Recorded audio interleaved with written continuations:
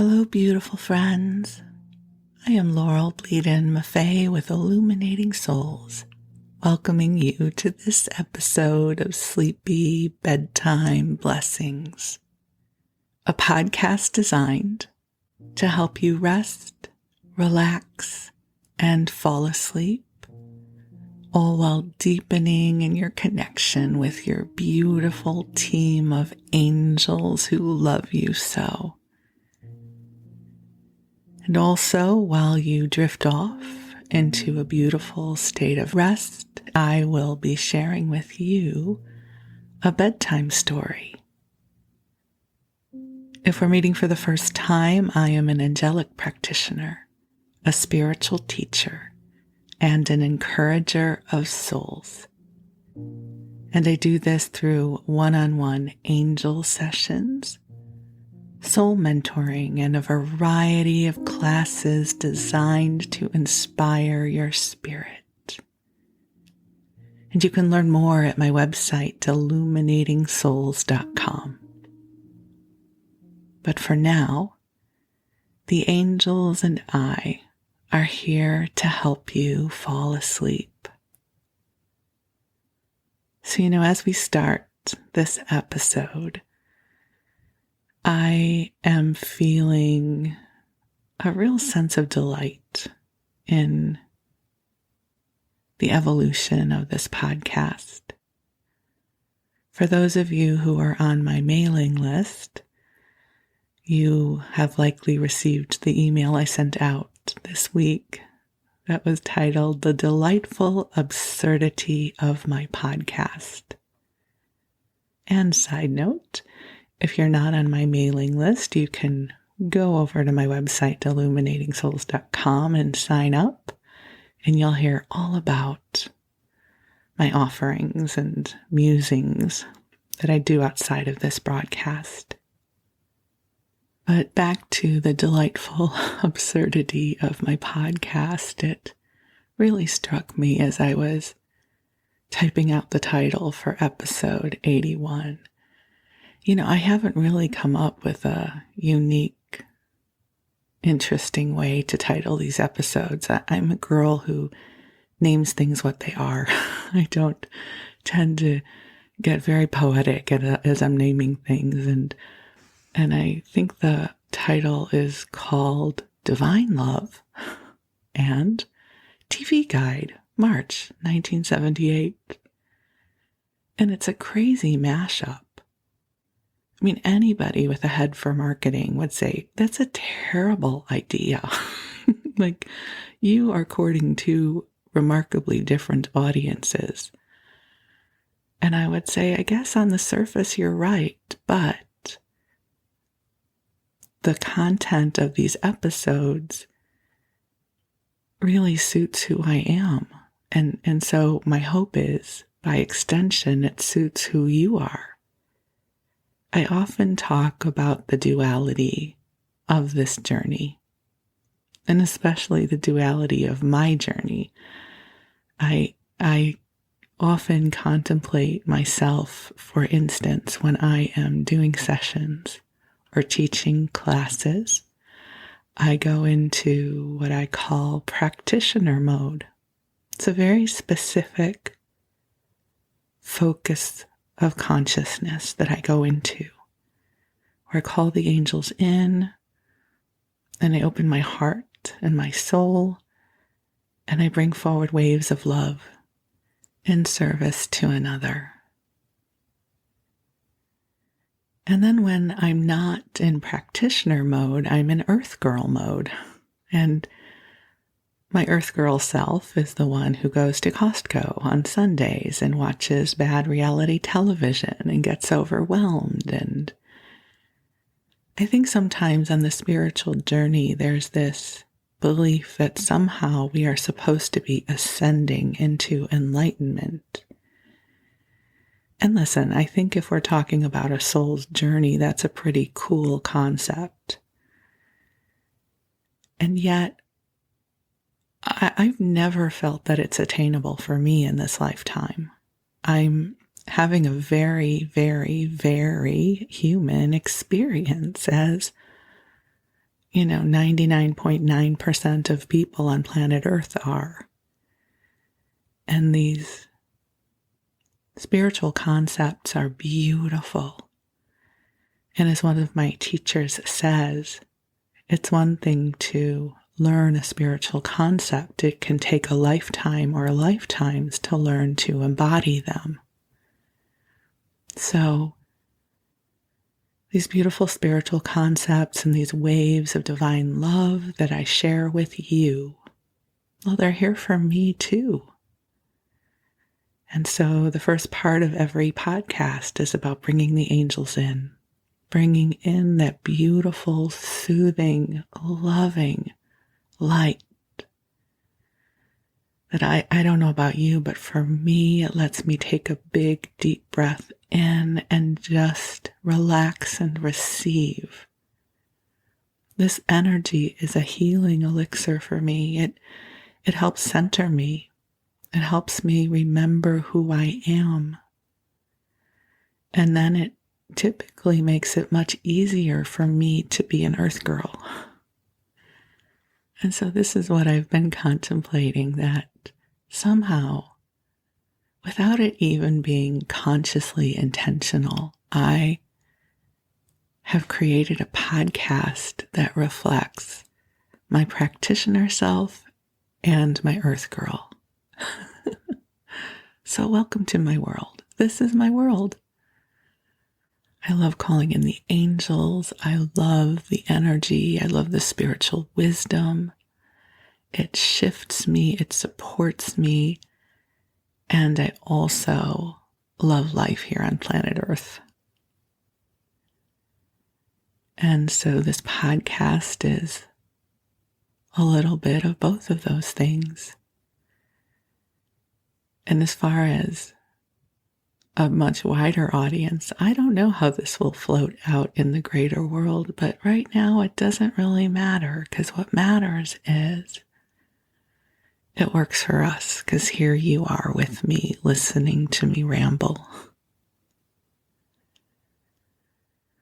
Like I get to be it all, right? You don't have to try to listen to super important spiritual concepts and wonder if you can embody them at some point. We're all works in progress. This journey is not a goal, it's an evolution. It's a progression. And we have good days and we have not so good days. We have moments when we embody grace. And there's moments when life feels very, very messy and clumsy. Wherever you are on that bell curve, the angels and I send you love. And if you're not quite sure about who or what the angels are, I'll share with you my perspective. I experience the angels as divine messengers of God. They are celestial beings. They are the embodiment of divine love.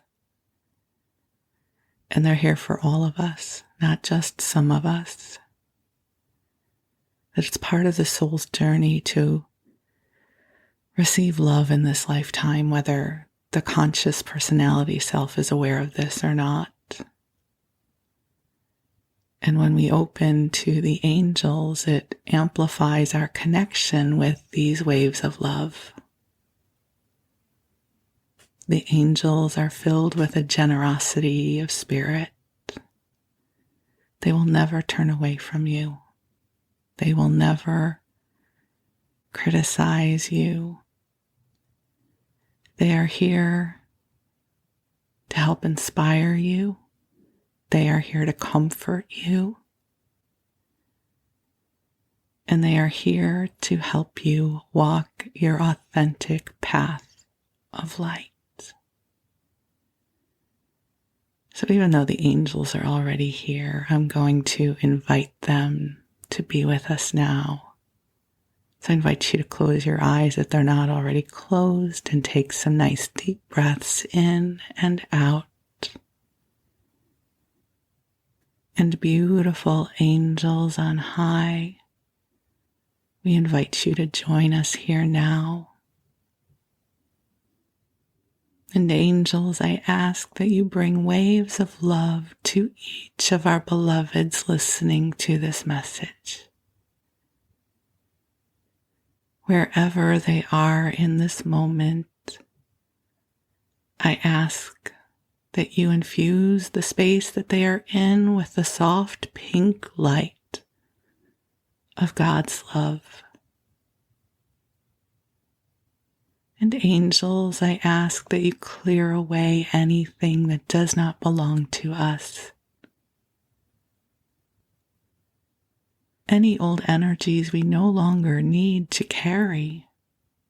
I ask that you clear our energy fields through the heart of God, that we may be in the brightness of our true, authentic self.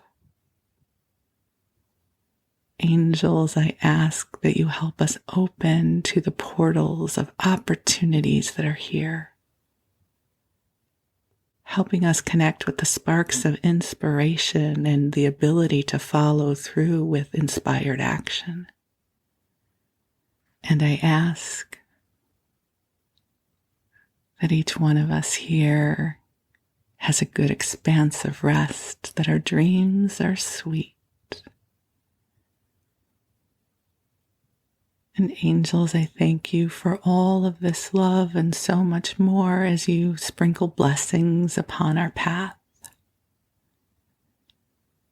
And to each one of you listening to this message, my sweet, beloved friend, I thank God for the gift of you, because you are a blessing in this world. You make this world better, whether you know it or not. You are a portal of light, and I am so deeply grateful for you. So go ahead and take a nice deep breath in and allow the angels to bring to you calming and soothing energy. And just breathe this into every cell of your body, every thought in your mind, and every emotion in your heart. Allow these sweet waves of love to hold you aloft so that you can simply float in the loving,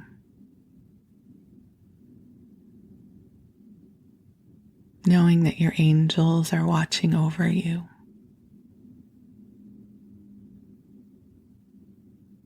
They are helping you find your way.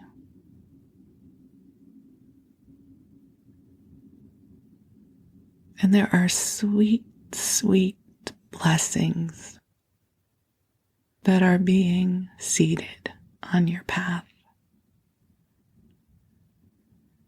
You have beautiful adventures to look forward to still. There is laughter in this world to be experienced by you. There are warm hugs, beautiful sunsets, and a myriad of things that will delight you in the days and weeks and months to come. We invite you to breathe in the goodness of this moment, the sweetness of this experience. As the angels bring to you the vibration of well-being, even if your personality self is not feeling well-being right now, the angels bring you this vibration so that you can feel it and sense it, and if not right now, in the days ahead. So just breathe. Just breathe and allow the loving, healing light of your angels to come to you now. There's nothing you need to do. Just be. Just be you right now, here. The angels are so grateful for this opportunity to be of loving service for you. And they're also rippling this love beyond this moment to everything and everyone that you love. We say a prayer in their name. We ripple this love into your personal sphere of love and beyond, so that this love grows exponentially. And as it does, it grows in magnitude for you. So just breathe and know that you are part of the ripple of goodness that is taking place right now. And we thank you for saying yes to this moment. And dear one, if there are any prayers that are in your heart that you wish to share with the angels and with God, we invite you to bring them forward. You can say them silently. You can say them out loud. It is up to you, but the angels will hear you and amplify your prayers. So I'm going to be quiet for a moment or two to give you a chance to bring your prayers into your heart.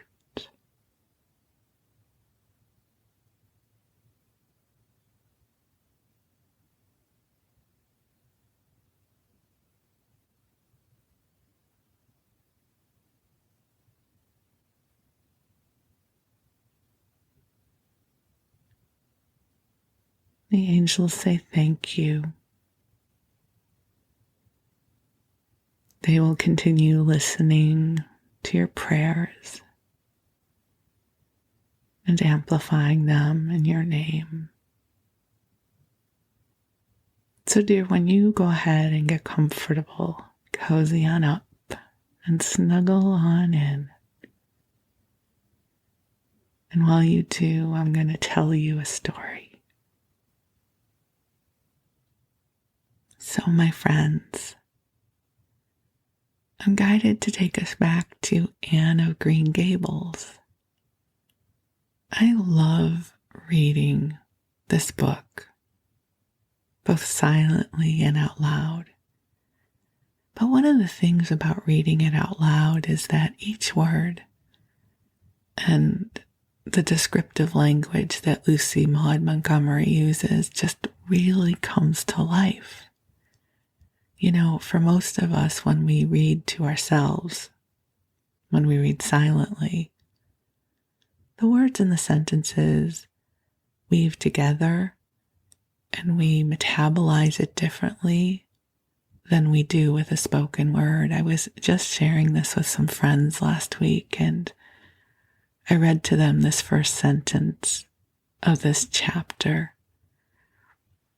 And this is chapter 20, A Good Imagination Gone Wrong. But just listen to this language for a moment. Spring had come once more to Green Gables.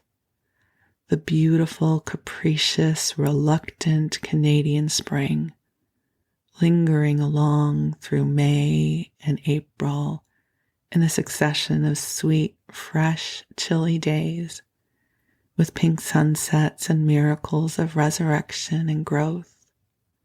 I mean, isn't that beautiful language? The beautiful, capricious, reluctant Canadian spring. See, if I was reading this to myself, I would have just been like, okay, it's spring, right? I metabolize the information differently than I do when I'm hearing it out loud or reading it out loud. So I'm so excited to be able to read this to you. and enjoy the story and the language. And if you're new to Anne of Green Gables, I always give this long rambling introduction, which basically says Anne is an orphan who's been adopted by Marilla and Matthew Cuthbert and their brother and sister, who are a bit older and own this farm called Green Gables. And Anne is a wonder. She is bright, and she is imaginative, and she is very dramatic. She is larger than life. I like to think that I'm like Anne, but I think I'm much more like Diana, her best friend, her bosom buddy. Diana follows the rules, right? Diana really wants to please others. And in life, I tend to be more like that. And I think of Anne more with this fairy energy. Like, she doesn't like rules. She doesn't live to please other people. She has this profound affinity for nature and the rhythm of life. And that reminds me much more of fairy energy. And so, especially as a girl, so at the age that Anne and Diana are, I would have for sure wanted to be Anne's friend, because I always loved having friends that would stretch me beyond what I thought we could do. You know, Anne would be the one, come on, let's go to the waterfall. And I'd be like, I don't know, my mom told me I can't go. And she'd be like, come on, it'll be fun. And then I'd go, okay. So I always wanted a friend like Anne. And I tended to gravitate towards the friends who would help me break out of my own perspective of who I thought I needed to be. So here we are. Chapter 20, A Good Imagination Gone Wrong. And I'm going to read you this sentence again because I love it. So spring had come once more to Green Gables. The beautiful, capricious, reluctant Canadian spring, lingering along through April and May into a succession of sweet, fresh, chilly days, with pink sunsets and miracles of resurrection and growth. And I have to say, the perfectionist in me, the rule follower, I want to acknowledge that the first time I read that sentence to you, I said through May and April, and I didn't go back and correct it. And it's making me crazy, but I don't want to go re-record it. So since hopefully you're asleep, you won't notice that I made a mistake the first time I read it. we'll just keep going. That I give myself permission to be here imperfectly, because someone with fairy energy wouldn't have cared. Only people with angel energy who are trying to follow all the rules get hung up in things like that. So I'm going to take a page from Anne's book and move boldly ahead with you. The maples in Lover's Lane were red-budded, and little curly ferns pushed up around the dryad's bubble. Away up in the barrens behind Mr. Silas Sloane's place, the mayflowers blossomed out, pink and white stars of sweetness under their brown leaves. All the schoolgirls and boys had one golden afternoon gathering them, coming home in the clear, echoing twilight with arms and baskets full of flowering spoils. I'm so sorry for people who live in lands where there are no mayflowers, said Anne. Diana says perhaps they have something better, but there couldn't be anything better than mayflowers, could there, Marilla? And Diana says if they don't know what they are like, they don't miss them. But I think that is the saddest thing of all. I think it would be tragic, Marilla, not to know what mayflowers are like and not to miss them. Do you know what I think mayflowers are, Marilla? I think they must be the souls of the flowers that died last summer, and this is their heaven. Isn't that wonderful? I love Anne. Okay, I'm going to keep going. But we had a splendid time today, Marilla. We had our lunch down in a big mossy hollow by an old well. Such a romantic spot. Charlie Sloane dared Artie Gillis to jump over it, and Artie did because he wouldn't take a dare. Nobody in school is very fashionable to dare. Mr. Phillips gave all the Mayflowers he found to Prissy Andrews, and I heard him say, "Sweets to the sweet." He got that out of a book, I know, but it shows he has some imagination. I was offered some Mayflowers too, but I rejected them with scorn, which, if you're just joining, alludes to they were from Gilbert Blythe, her arch nemesis. Poor Gilbert, he really likes Anne, but she is angry with him because when they first met, he made fun of the color of her hair. So she's rejecting his Mayflowers with scorn. I can't tell you the person's name because I have vowed never to let it cross my lips. We made wreaths out of Mayflowers and put them on our hats. And when the time came to go home, we marched in procession down the road, 2 by 2, with our bouquets and wreaths singing "My Home on the Hill." Oh, it was so thrilling, Marilla. All Mr. Silas Sloane's folks rushed out to see us, and everybody we met on the road stopped and stared after us. We made such a real sensation. Not much wonder. Such silly doings, was Marilla's response. After the Mayflowers came the violets, and Violet Vale was empurpled with them. Anne walked through it on her way to school with reverent steps and worshipping eyes, as if she trod on holy ground. Somehow, she told Diana, "When I am going through here, I don't really care whether when she's about to say Gilbert's name. So she says, I don't really care whether anybody gets ahead of me in class or not. But when I'm up in school, it's all different and I care as much as ever. There's such a lot of different Annes in me. I sometimes think that is why I'm such a troublesome person. If I was just the one Anne, it would be ever so much more comfortable, but then it wouldn't be half as so interesting."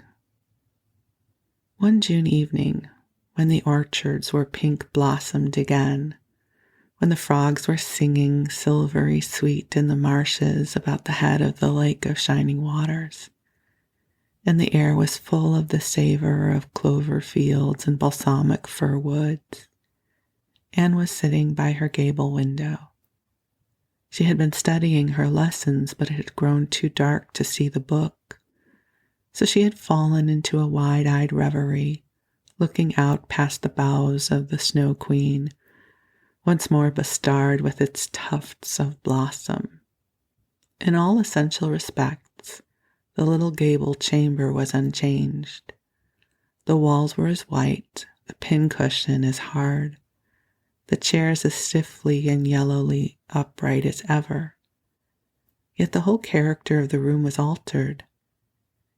It was full of new, vital, pulsing personality that seemed to pervade it and to be quite independent of schoolgirl books and dresses and ribbons, and even of the cracked blue jug full of apple blossoms on the table. It was as if all the dreams, sleeping and waking, of its vivid occupant had taken a visible, although unmaterial form, and had tapestried the bare room with splendid filmy tissues of rainbow and moonshine. That is just so beautiful. It was as if all the dreams, sleeping and waking, of its vivid occupant had taken a visible, although unmaterial form, and had tapestried the bare room with splendid filmy tissues of rainbow and moonshine. Oh, I'm just going to take a deep breath on that one. Oh, what a lovely thought as we drift off to sleep. Rainbows and moonshine. So I'll keep going, sorry. Presently, Marilla came briskly in with some of Anne's freshly ironed school aprons. She hung them over a chair and sat down with a short sigh. She had had one of her headaches that afternoon, and although the pain had gone, she felt weak and tuckered out as she expressed it. Anne looked at her with eyes limpid with sympathy. I do truly wish I could have had the headache in your place, Marilla. I would have endured it joyfully for your sake. I guess you did your part in attending to the work and letting me rest, said Marilla. You seem to have gotten on fairly well and made fewer mistakes than usual. Of course, it wasn't exactly necessary to starch Matthew's handkerchiefs, and most people, when they put up a pie in the oven to warm up for dinner, take it out and eat it when it gets hot, instead of leaving it to be burned to a crisp. But that doesn't seem to be your way, evidently. Headaches always left Marilla somewhat sarcastic. Oh, I am so sorry, said Anne petitantly.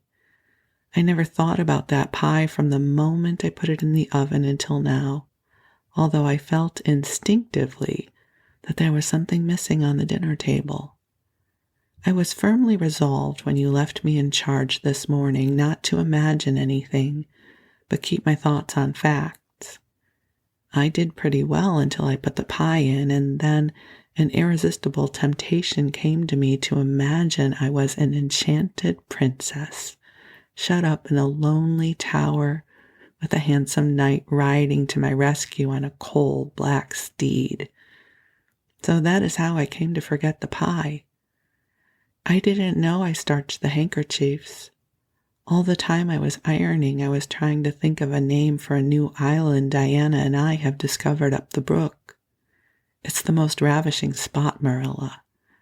There are 2 maple trees on it, and the brook flows right around it. At last it struck me that it would be splendid to call it Victoria Island, because we found it on the Queen's birthday. Both Diana and I are very loyal. But I am sorry about that pie and the handkerchiefs. I wanted to be extra good today because it is an anniversary. Do you remember what happened this day last year, Marilla? No, I can't think of anything special. Oh, Marilla, it was the day I came to Green Gables. I shall never forget it. It was the turning point in my life. Well, of course it wouldn't seem so important to you. I've been here for a year and I've been so happy. Of course, I've had my troubles, but one can live down troubles. Are you sorry you kept me, Marilla? No, I can't say I'm sorry, said Marilla, who sometimes wondered how she could have lived before Anne came to Green Gables. No, not exactly sorry. If you've finished your lessons, Anne, I want you to run over and ask Mrs. Barry if she will lend me Diana's apron pattern. Oh, it's too dark, cried Anne. Too dark? Why, it's only twilight, and goodness knows you've gone over often enough after dark. I'll go over early in the morning, said Anne eagerly. I'll get up at sunrise and go over, Marilla. What has got into your head now, Anne Shirley? I want that pattern to cut out your new apron this evening. Go at once and be smart, too. I'll have to go around by the road then, said Anne, taking up her hat reluctantly. Go by the road and waste half an hour? I'd like to catch you. I can't go through the haunted wood, Marilla, cried Anne desperately. Marilla stared. The haunted wood? Are you crazy? What under the canopy is the haunted wood? The spruce wood over the brook, said Anne in a whisper. Fiddlesticks. There is no such thing as a haunted wood anywhere. Who has been telling you such stuff? Nobody, confessed Anne. Diana and I just imagined the wood was haunted. All the places around here are so commonplace. We just got this up for our own amusement. We began it in April. A haunted wood is so very romantic, Marilla. We chose the spruce grove because it is so gloomy. Oh, we have imagined the most harrowing things. There's a white lady walks along the brook just about this time of night and wrings her hands and utters wailing cries. She appears when there is to be a death in the family, and the ghost of a little child haunts the corner up by Idlewild. It creeps up behind you and lays its cold fingers on your hand. Oh, Marilla, it gives me a shudder to think of it. I wouldn't go through the haunted wood after dark now for anything. I'd be sure that white things would reach out from behind the trees and grab me. Did anyone ever hear the like? Exclaimed Marilla, who had listened in dumb amazement. Anne Shirley, do you mean to tell me you believe all that wicked nonsense of your own imagination? Well, not believe exactly, faltered Anne. At least I don't believe it in daylight, but after dark, Marilla, it's different. That's when ghosts walk. There are no such thing as ghosts, Anne. Oh, but there are, Marilla, cried Anne eagerly. I know people who have seen them, and they are some respectable people. I'm going to skip this part because I don't want to be telling. Oh, I know. I hear you. Well, I'm thinking I don't want to tell you ghost stories when you're falling asleep, but then I hear about all of you who love ghost stories, and you're like, come on, Laurel, keep telling us the story. Okay, so it's not, of course, it's Anne of Green Gables, so it's not terrifying. So, okay. We'll keep going. Oh, but Marilla, there are, cried Anne eagerly. I know people who have seen them, and they're respectable people. Charlie Sloane says that his grandmother saw his grandfather driving home the cows one night after he'd been buried for a year. You know Charlie Sloane's grandmother wouldn't tell a story for anything. She's a very religious woman. And Mrs. Thomas's father was pursued home one night by a lamb of fire. Okay, I'm not reading you the rest of that. And he knew it was the spirit of his brother and that it was a warning sign he would die within 9 days. He didn't, but he died 2 years after, so you see, it was really true. And Ruby Gillis says, Anne Shirley interrupted Marilla firmly. I never want to hear you talking in this fashion again. I've had my doubts about that imagination of yours right along.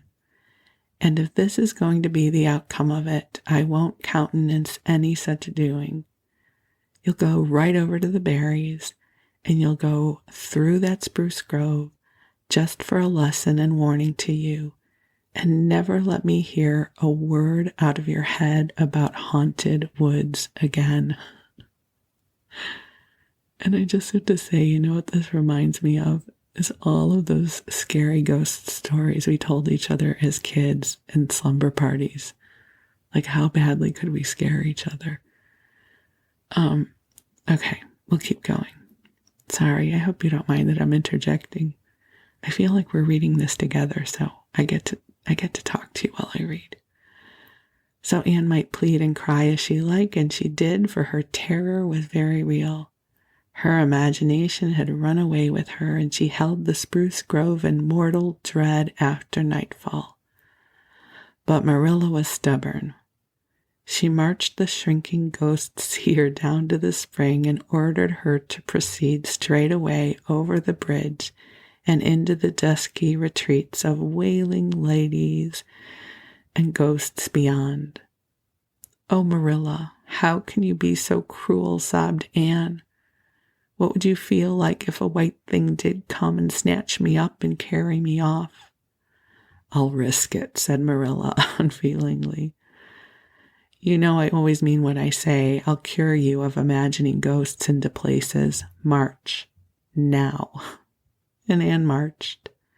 That is, she stumbled over the bridge and went shuddering up the horrible, dim path beyond. Anne never forgot that walk. Bitterly did she repent the license she had given to her imagination. The goblins of her fancy lurked in every shadow about her, reaching out their cold, fleshless hands to grab the terrified small girl who had called them into being. A white strip of birch bark blowing up from the hollow over the brown floor of the grove made her heart stand still.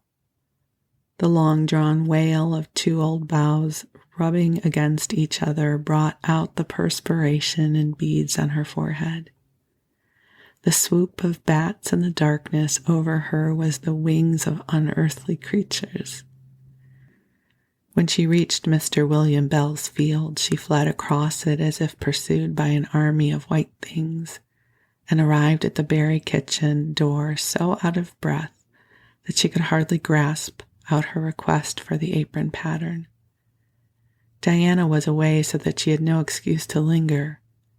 The dreadful return journey had to be faced. Anne went back over it with shut eyes, preferring to take the risk of dashing her brains out among the boughs to that of seeing a white thing. When she finally stumbled over the long bridge, she drew out one long, shivering breath of relief. "Well, so nothing caught you," said Marilla unsympathetically. "Oh, Marilla," chattered Anne, "I'll be contented with commonplaces after this." All right, chapter 21, A New Departure in Flavorings. Dear me, is there nothing but meetings and partings in this world, as Mrs. Lynde says, remarked Anne, plaintively putting her slate and books down on the kitchen table on the last day of June and wiping her red eyes with a very damp handkerchief. "Wasn't it fortunate, Marilla, that I took an extra handkerchief to school today? I had a presentiment that it would be needed." "I never thought you were so fond of Mr. Phillips that you'd require 2 handkerchiefs to dry your tears just because he was going away," said Marilla. "I don't think I was crying because I was really so fond of him," reflected Anne. "I just cried because all the others did. It was Ruby Gillis started it. Ruby Gillis has always declared that she hated Mr. Phillips. But just as soon as he got up to make his farewell speech, she burst into tears. Then all the girls began to cry one after the other. I tried to hold out, Marilla. I tried to remember the time Mr. Phillips made me sit with a boy, and the time he spelled my name without an E on the blackboard, and how he said I was the worst dunce he ever saw at geometry and laughed at my spelling, and all the times he had been so horrid and sarcastic, but somehow I couldn't, Marilla. And I just had to cry too. Jane Andrews had been talking for a month about how glad she'd be when Mr. Phillips went away, and when she declared she'd never share a tear. Well, she was worse than any of us and had to borrow a handkerchief from her brother. Well, of course the boys didn't cry because she hadn't brought one of her own, not expecting to need it. Oh, Marilla, it was heart-rendering. Mr. Phillips made such a beautiful farewell speech beginning, "The time has come for us to part." It was very affecting, and he had tears in his eyes too, Marilla. Oh, I felt dreadfully sorry and remorseful for all the times I'd talked in school and drawn pictures of him on my slate and made fun of him and Prissy. I can tell you I wished I'd been a model pupil like Minnie Andrews. She hadn't anything on her conscience. The girls cried all the way home from school. Carrie Sloane kept saying every few minutes, "The time has come for us to part," and that would start us off again, whenever we were in danger of cheering up. I do feel dreadfully sad, Marilla, but one can't quite feel in the depths of despair with 2 months' vacation before them, can they, Marilla? And besides, we met the new minister and his wife coming from the station. For all I was feeling so bad about Mr. Phillips going away, I couldn't help taking a little interest in a new minister, could I? His wife is very pretty. Well, not exactly regally lovely, of course. It wouldn't do, I suppose, for a minister to have a regally lovely wife, because it might set a bad example. Mrs. Lynde says the minister's wife over at Newbridge sets a very bad example because she dresses so fashionably. Our new minister's wife was dressed in a blue muslin with lovely puffed sleeves and a hat trimmed with roses. Jane Andrews said she thought puffed sleeves were too worldly for a minister's wife, but I didn't make any such uncharitable remark, Marilla, because I know what it is to have longed for puffed sleeves. Besides, she's only been a minister's wife for a little while, so one should make allowances, shouldn't they? They're going to board with Mrs. Lynde until the manse is ready.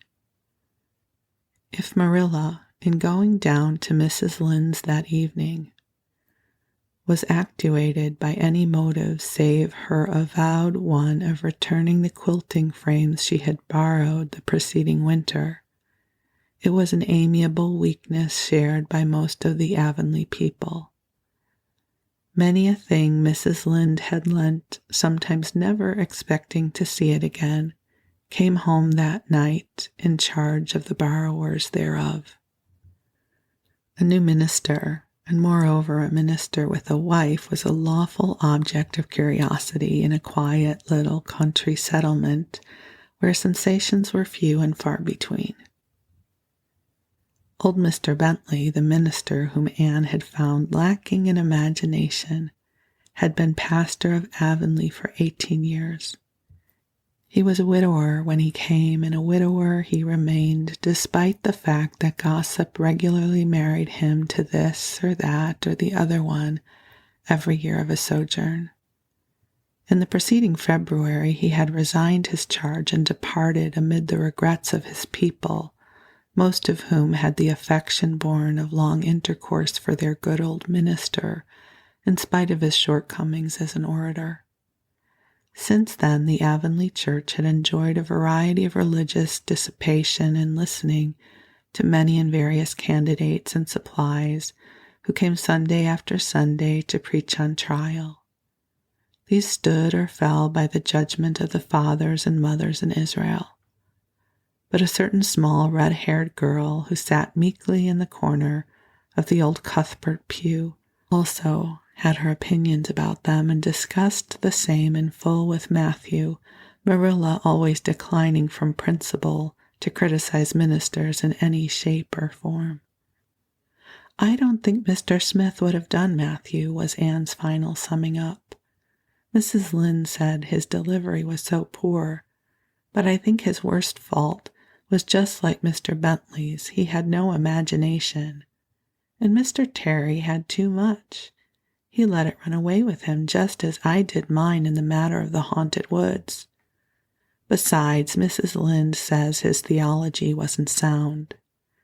Mr. Gresham was a very good man and a very religious man, but he told too many funny stories and made the people laugh in church.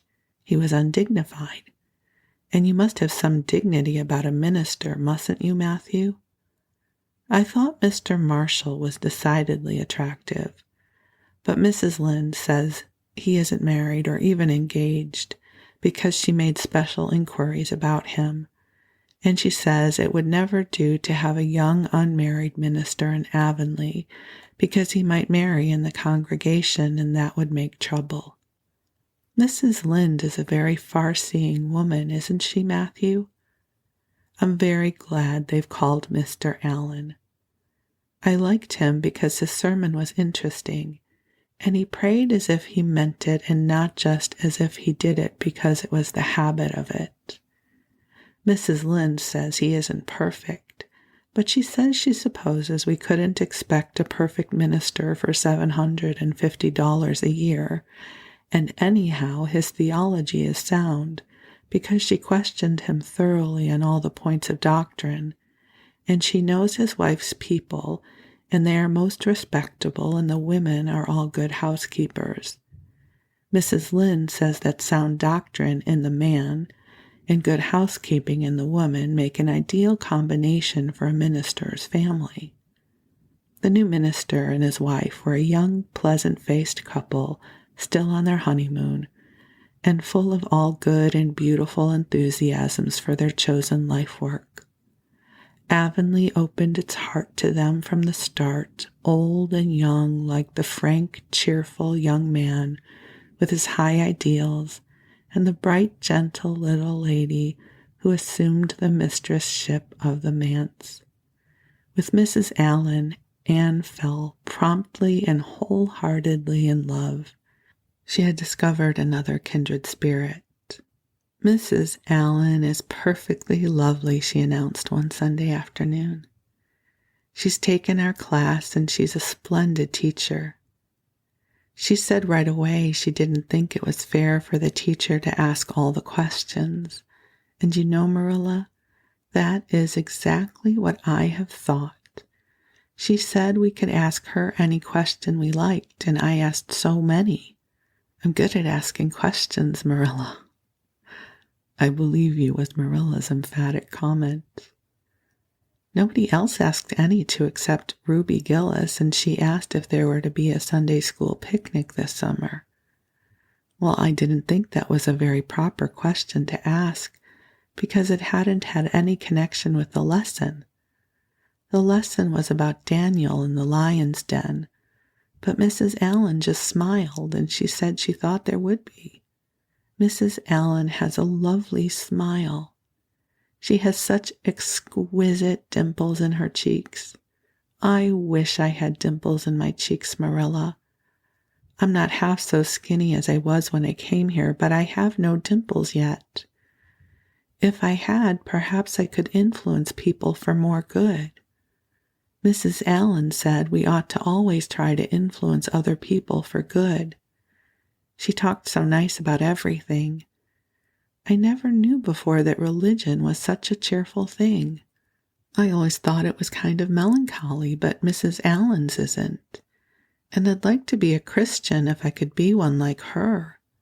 I wouldn't want to be one like Superintendent Bell." "It's very naughty of you to speak so about Mr. Bell," said Marilla severely. "Mr. Bell is a really good man." "Oh, of course he's good," agreed Anne, "but he doesn't seem to get any comfort out of it. If I could be good, I'd dance and sing all day because I was glad of it. I suppose Mrs. Allen is too old to dance and sing, of course. It wouldn't be dignified in a minister's wife. But I can just feel she's glad she's a Christian and that she'd be one even if she could get into heaven without it. I suppose we must have Mr. and Mrs. Allen up to tea some day soon," said Marilla reflectively. "They've been most everywhere but here. Let me see. Next Wednesday would be a good time to have them, but don't say a word to Matthew about it, for if he knew they were coming, he'd find some excuse to be away that day. He'd gotten so used to Mr. Bentley he didn't mind him, but he's going to find it hard to get acquainted with a new minister, and a new minister's wife will frighten him to death." "I'll be as secret as the dead," assured Anne. "But oh, Marilla, will you let me make a cake for the occasion? I'd love to do something for Mrs. Allen, and you know I can make a pretty good cake by this time." "You can make a layer cake," promised Marilla. Monday and Tuesday great preparations went on at Green Gables. Having the minister and his wife to tea was a serious and important undertaking, and Marilla was determined not to be eclipsed by any of the Avonlea housekeepers. Anne was wild with excitement and delight. She talked it all over with Diana Tuesday night in the twilight as they sat on the big red stones by the Dryad's bubble and made rainbows in the water with little twigs dipped in fir balsam. "Everything is ready, Diana, except my cake, which I am to make in the morning, and the baking powder biscuits, which Marilla will make just before tea time." I assure you, Diana, that Marilla and I have had a busy 2 days of it. It is such a responsibility having a minister's family to tea. I never went through such an experience before. You should just see our pantry. It is a sight to behold. We're going to have jellied chicken and cold tongue.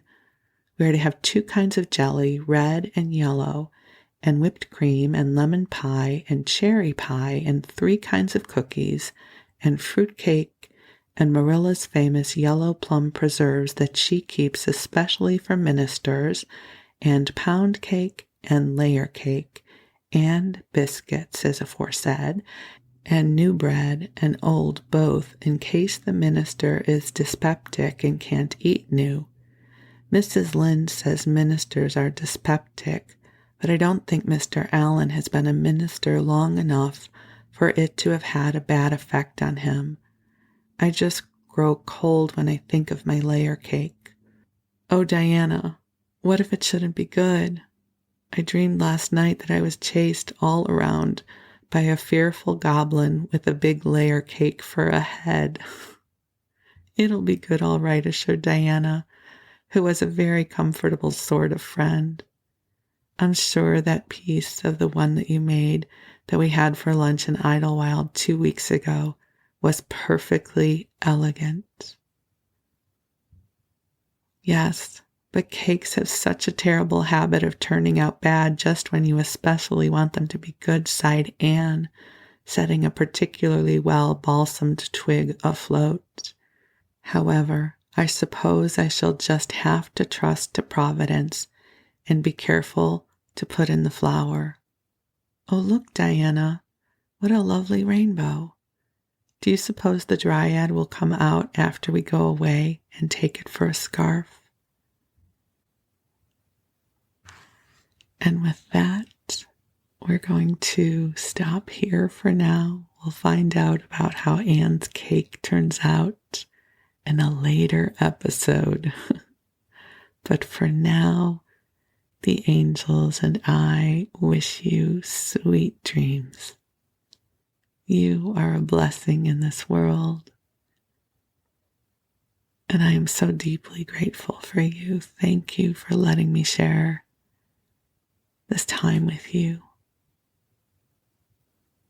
Rest well, and we'll talk again soon.